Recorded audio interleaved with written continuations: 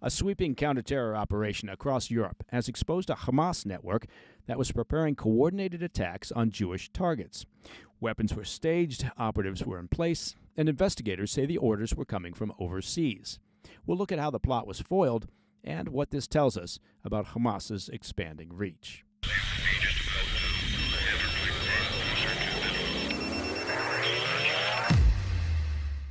A string of Hamas terror plots have been foiled across Europe, and as new details come in, the scale of what was prevented is becoming clearer. According to new disclosures from Mossad, these weren't isolated actors or small pockets of self-radicalized supporters. This was a coordinated, multi-country network of operatives who were actively preparing attacks on Jewish and Israeli targets across the continent. And perhaps the most significant detail is where these plots were being directed from. Planning hubs were in Qatar and possibly Turkey. Let's start with the newest developments. Austrian authorities discovered a weapons cache in Vienna that was directly linked to Hamas activity. Investigators found multiple handguns, magazines, and equipment stored in a rented room. According to Austria's Directorate of State Security and Intelligence, that room had been used by a British national who was later arrested in London. Officials believe these weapons were pre-positioned to support attacks on Israeli or Jewish institutions in Europe. They also emphasized that this wasn't some generic terror stash. It fit into a broader Hamas-directed structure uncovered in the months of surveillance that came before. Around the same time, German authorities arrested several individuals believed to have been scouting potential targets and establishing the logistical groundwork for attacks. Investigators say these operatives had recently returned from Turkey and that intelligence shared by Mossad made clear that they weren't acting on their own. They were part of a wider network that had been receiving guidance and operational instructions from Hamas elements operating out of Qatar. Mossad officials described it as a, quote, Hamas octopus with the command center and tentacles stretching across Europe. And according to European officials, these cells were further along in their planning than many realized. Several operatives have been mapping routes, conducting surveillance on Jewish sites, and establishing safe locations that could be used for storage or planning. Investigators also uncovered communications referencing a, quote, day of command, suggesting these cells were awaiting a coordinated signal to begin their attacks. This detail stood out to intelligence agencies. It indicated that these weren't independent plots timed around local grievances. They were structured, synchronized, and directed from outside of Europe. Based on evidence from the seizures and interrogations, the target list included synagogues, Jewish community centers, Israeli diplomatic missions, and possibly even Israeli-owned businesses. In other words, targets that could produce mass casualties and major international fallout. And given the level of preparation, from weapons smuggling to reconnaissance, authorities believe the attacks could have been carried out quickly if the signal had been given. All of this led to a series of coordinated actions by intelligence agencies in Austria, Germany, and several other European states working under confidentiality agreements. Mossad has stressed repeatedly that this was a success made possible only through close cooperation with the liaison services. Intelligence sharing was happening near real time. Travel records, phone intercepts, cross-border financial transactions, and facial recognition hits were exchanged between the various agencies. One of the underreported angles in all of this is the role of criminal networks. German investigators say some of the arrested operatives had links to organized crime groups in Europe, which Hamas appears to have used to facilitate weapons procurement and movement. This mirrors a broader trend seen with other Middle Eastern terror groups when they try to operate in Europe. They often hitch onto existing black market systems to move money and arms and personnel. Now, the bigger picture, Hamas expanding its operational footprint into Europe is a significant development. Historically, Hamas has conducted most of its operations in or around Israel and Gaza. External operations have happened before, but rarely with this level of structure or geographic reach. Using Qatar and potentially Turkey as planning centers gives Hamas a relatively safe distance from European law enforcement and the ability to direct operations remotely. The fact that these plots are now surfacing publicly suggests that Western governments want to send a message. They're aware of this external operations network, and they're actively working to dismantle it. For Europe, this episode is a wake-up call. Authorities have spent years focusing on ISIS-style lone attackers or small self-radicalized cells. But what we're seeing here is different. A foreign-directed network with funding, logistics, weapons pipelines, and a command hierarchy. That demands a different kind of counter-terror posture. It also raises questions about how many undiscovered operatives might still be in place and whether other weapons cache exist. For Israel, the message is clear as well. Hamas isn't restricting its reach to the Middle East.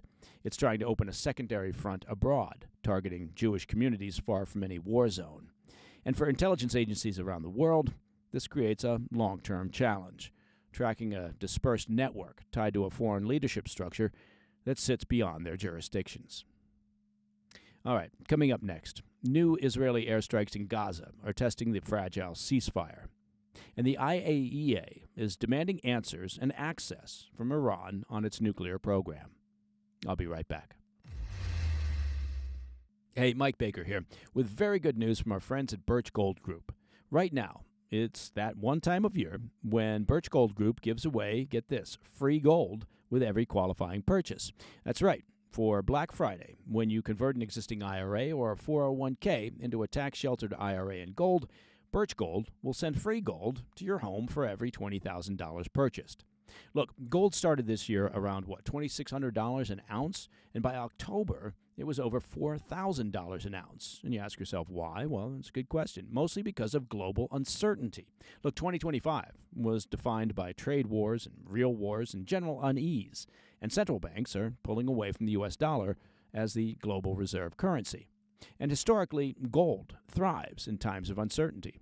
So if you're looking to diversify your savings, well, Birch Gold Group can help you. Plus, now through November 30th, get free gold with a qualifying purchase. Just text PDB to 989-898 to claim your eligibility and for a free information kit on gold. But your opportunity for free gold with purchase ends on November 30th, so don't wait. Text PDB to the number 989-898 for all the details. Welcome back to the PDB. The Israeli-Hamas ceasefire has always been shaky, fragile, and that fragility was tested again on Wednesday. Israeli airstrikes killed at least 30 Palestinians, the majority in Hamas-run parts of Gaza, after what Jerusalem said was another breach by the Iran-backed group of the Trump administration's 20-point peace plan. The Israeli military says the latest strikes were triggered after Hamas operatives opened fire on an IDF patrol in Khan Yunis, another one of several incidents that officials in the Jewish state say have been testing the ceasefire. Hamas, of course, quickly tried to cast Jerusalem's response as an overreaction, urging Washington to pressure Israel to adhere to peace, even as one senior American official, speaking anonymously to Reuters, said the real problem was Hamas refusing to honor its demilitarization commitments under the ceasefire and resorting to, quote, desperate tactics. On the ground, medics reported fatalities in pockets across the enclave, 10 in a suburb of Gaza City, 2 in the east, and the rest in Khan Yunis. It added up quickly, becoming one of the most serious flare-ups since the U.S. brokered truce took hold. And the latest airstrikes follow a now predictable pattern. You maybe remember several weeks ago when Hamas fired on IDF troops in a nearly identical provocation, which ended only after Israeli retaliatory strikes killed at least 26 people. As for Wednesday's airstrikes, Israel struck locations on both sides of the so-called Yellow Line, established in last month's ceasefire. This boundary splits Gaza in two, keeping the border zone under IDF control, while the area beyond it functions as a designated safe corridor. And while humanitarian access has expanded in the enclave and Israeli troops have pulled back from city centers, the pattern of sporadic Hamas ambush attempts, along with the group's refusal to disarm, has kept the ceasefire on a knife's edge. As for casualties, since the ceasefire came into effect last month, the Hamas-run Gaza Health Ministry claims over 300 Palestinians have been killed, but those numbers aren't verifiable and again are provided by Hamas. In contrast, Israeli officials say dozens of IDF soldiers have been targeted since the ceasefire began, part of what Jerusalem calls a steady campaign by Hamas to test the limits of the truce.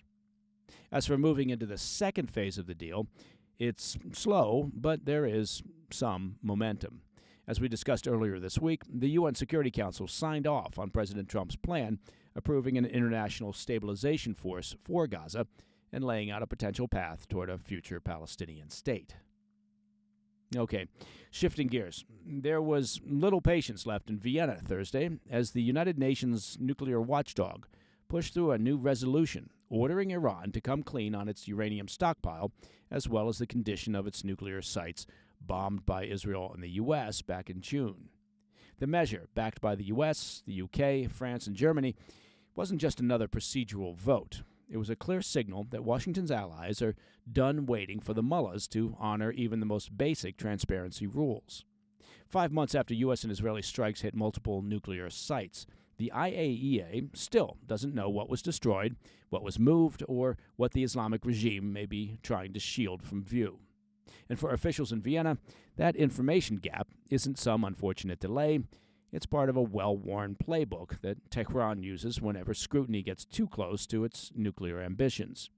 The mullahs, meanwhile, responded with a familiar threat. Before the vote, Tehran warned that passing the resolution would, quote, adversely affect its cooperation. What cooperation? A line the West has heard so many times that it barely lands anymore.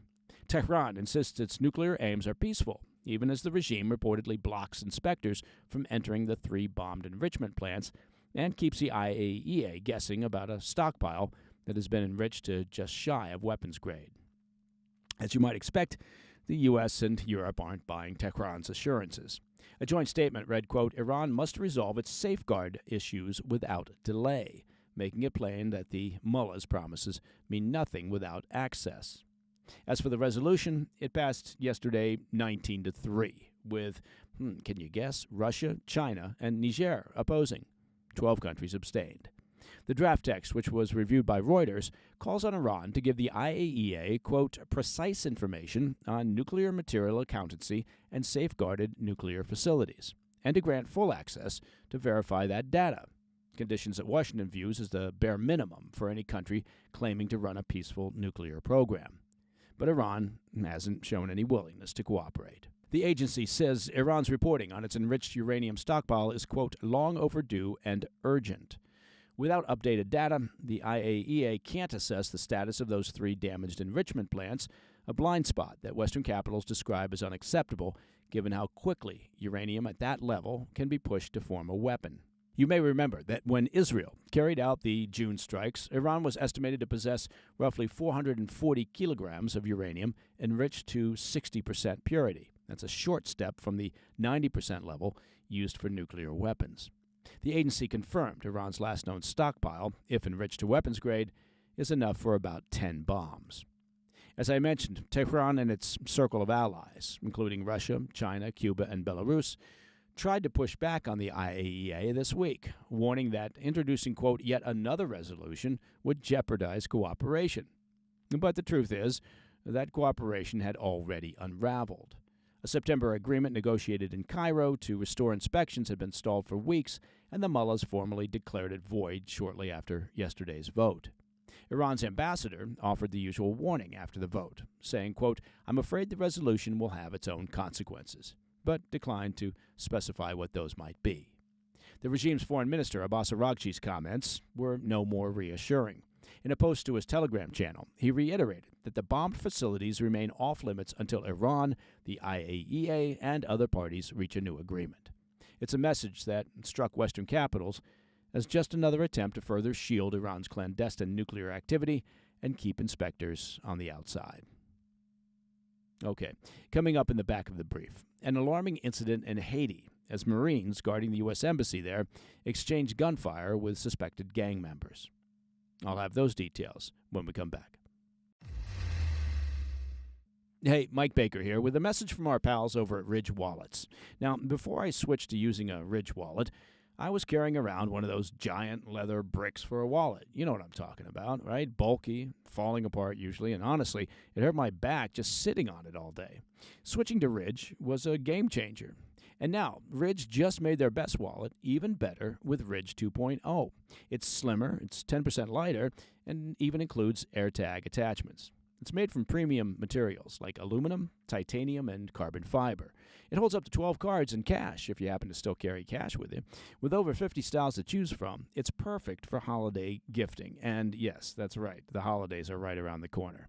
For a limited time, Ridge is having their huge Black Friday sale. Head on over to ridge.com, that's R-I-D-G-E, ridge.com, to get up to 47% off your order. What are they thinking? 47%. This is by far the biggest discount they've given all year. That's ridge.com for up to 47% off your order during their biggest sale of the year. After you purchase, you know what? They'll ask you where you heard about them.